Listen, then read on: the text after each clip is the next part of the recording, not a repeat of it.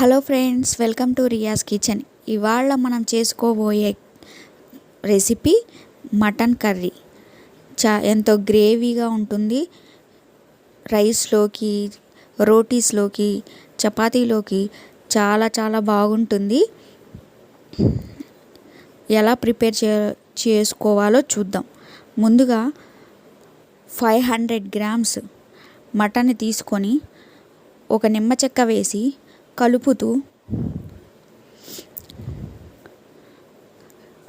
కలిపిన తరువాత నీళ్లు పోసుకొని శుభ్రంగా కడుక్కోవాలి. ఇలా చేయడం వల్ల నీచు వాసన రాదు. శుభ్రంగా కడుక్కున్న మటన్లో 1 టీ స్పూన్ సాల్ట్ వేసి, కొద్దిగా పసుపు వేసి ముక్కలకి పట్టించుకోవాలి.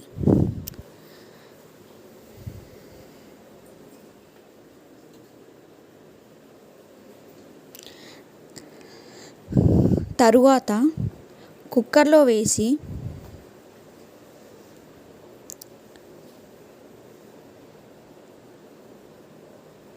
500 ml వాటర్ పోసి 5 నుంచి 6 విజిల్స్ వచ్చేంత వరకు ఉడికించుకోవాలి మీడియం ఫ్లేమ్లో.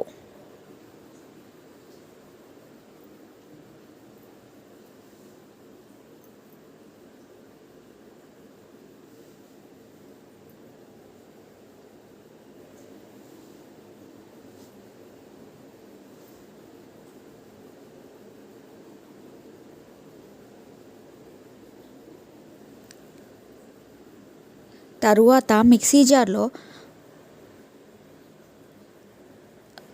దాల్చిన చెక్క, 2 నుంచి 3 లవంగాలు, కొద్దిగా జీలకర్ర, 1 టీ స్పూన్ ధనియాలు,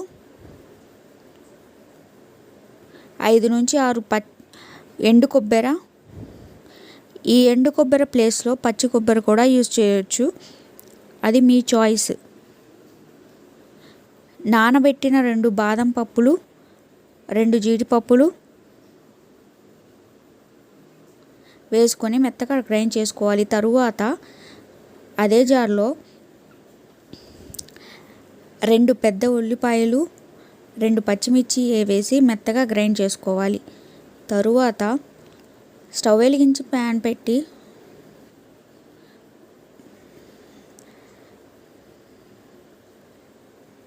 3 నుంచి 4 టీ స్పూన్లు ఆయిల్ హీట్ చేసుకోవాలి. ఆయిల్ హీట్ చేసుకొని ముందుగా ఉల్లిపాయ పేస్ట్ని వేసుకోవాలి. వేసుకొని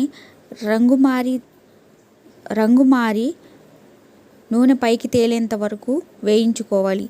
తరువాత 1 టీ స్పూన్ అల్లం వెల్లుల్లి పేస్ట్ వేసి మీడియం ఫ్లేమ్లో నూనె పైకి తేలేంత వరకు వేయించుకోవాలి.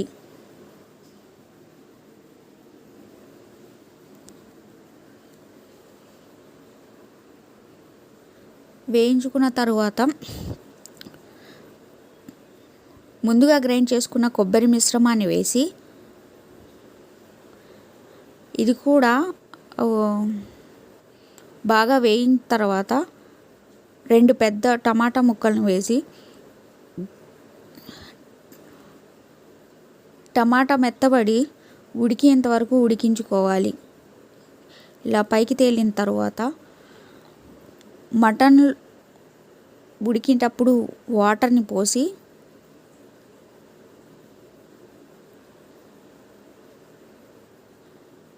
ఒక టీ స్పూన్ పసుపు, 1 టీ స్పూన్ ఉప్పు, 2 టీ స్పూన్ల కారం వేసుకోవాలి.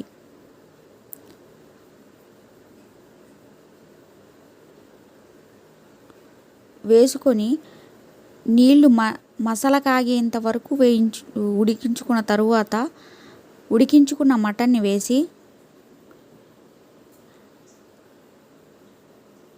మీడియం ఫ్లేమ్లో 15 to 20 minutes ఉడికించుకోవాలి మూత పెట్టి. నూనె పైకి తేలిన తర్వాత కొద్దిగా కొత్తిమీర చల్లుకొని స్టవ్ ఆఫ్ చేసుకోవాలి. అంతే, ఎంతో రుచికరమైన గ్రేవీగా ఉండే మటన్ కర్రీ రెడీ. నచ్చిందా? అయితే మీరు ట్రై చేయండి. లైక్ చేయండి, ఛానల్ని లైక్ చేయండి, షేర్ చేయండి, కామెంట్ చేయండి. బాయ్.